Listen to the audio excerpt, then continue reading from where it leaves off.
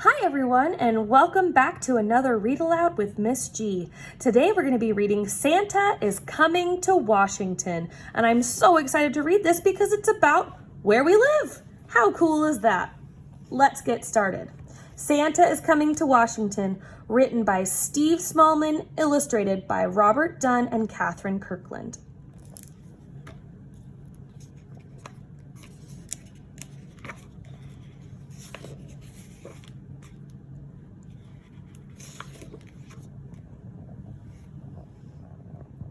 Well, boomed Santa, have all the children from Washington been good this year?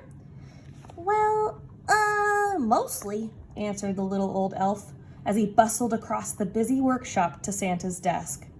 Santa peered down at the elf from behind the tall, teetering piles of letters that the children of Washington had sent him. Mostly? Asked Santa, looking over the top of his glasses. Yes, but they've all been especially good in the last few days, said the elf. Jolly good, chuckled Santa. Then we'd better get their presents loaded up.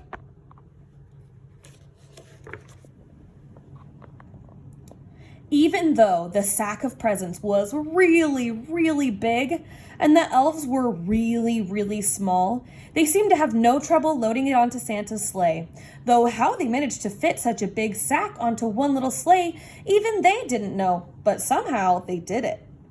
Splendid, boomed Santa. We're ready to go. Not quite, Santa, said the little old elf.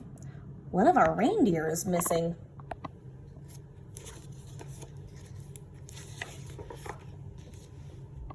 Missing? Which reindeer is missing? Said Santa. The youngest one, Santa, said the elf. It's his first flight tonight. I've called him, but just then a young reindeer strolled up, munching on a large carrot. Where have you been? Asked Santa.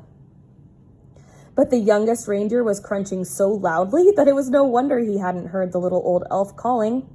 Oh, well, never mind, said Santa, giving the reindeer a little wink. He took out his Santa nav and tapped in the coordinates for Washington. This will guide us to Washington in no time. Crunch, crunch, crunch. With the flick of the reins and a jerk of the harness, off they went racing through the sky. Ho, ho, ho, laughed Santa. We'll soon have these presents delivered to the Evergreen State. Santa's sleigh flew through the starry sky, heading south across the Arctic Ocean, and they flew on in the crisp, wintry air over Edmonton. In the wink of an eye, the sleigh was flying above Kelowna and on to the Wenatchee National Forest. The youngest reindeer was very excited. He had never been away from the North Pole before.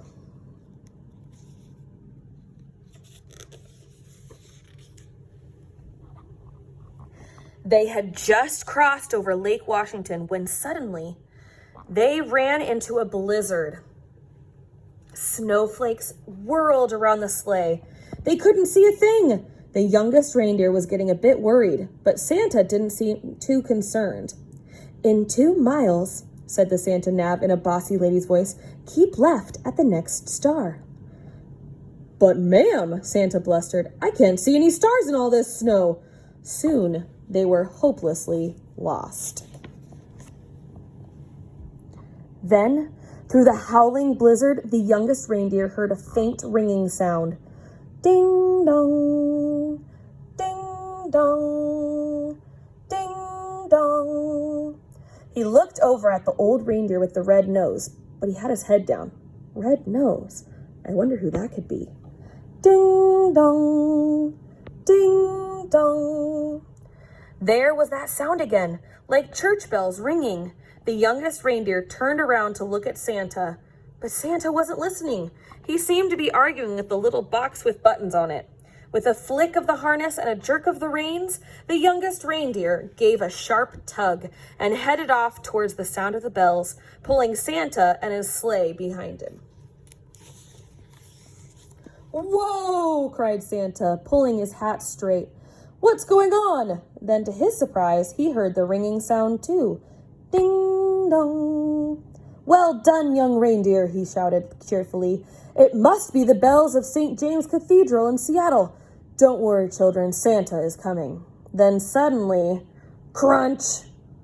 The sleigh hit something as it plummeted through the snow clouds. "You have arrived," said the Santa nav unhelpfully.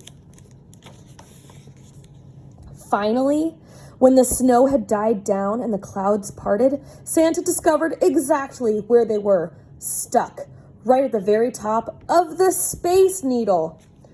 "Everybody pull!" The reindeer pulled with all of their might, until at last, with a screeching noise, the sleigh scraped clear of the needle and Santa steered them safely over the Pacific Science Center, above Broad Street, along Queen Anne, and down into David Rogers Park. Luckily, there was no real damage done, but the packages had been all jumbled up. Santa quickly sorted out the presents into order again. "All right," said Santa. "Thanks to this young reindeer, I know where we are now. Don't worry, children, Santa is coming."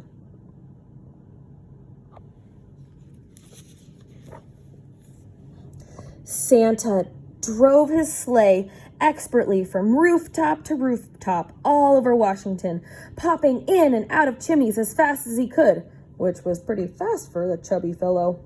There were big chimneys in Bellevue and small chimneys in Spokane. He squeezed down thin chimneys in Tacoma and plummeted down fat chimneys in Vancouver.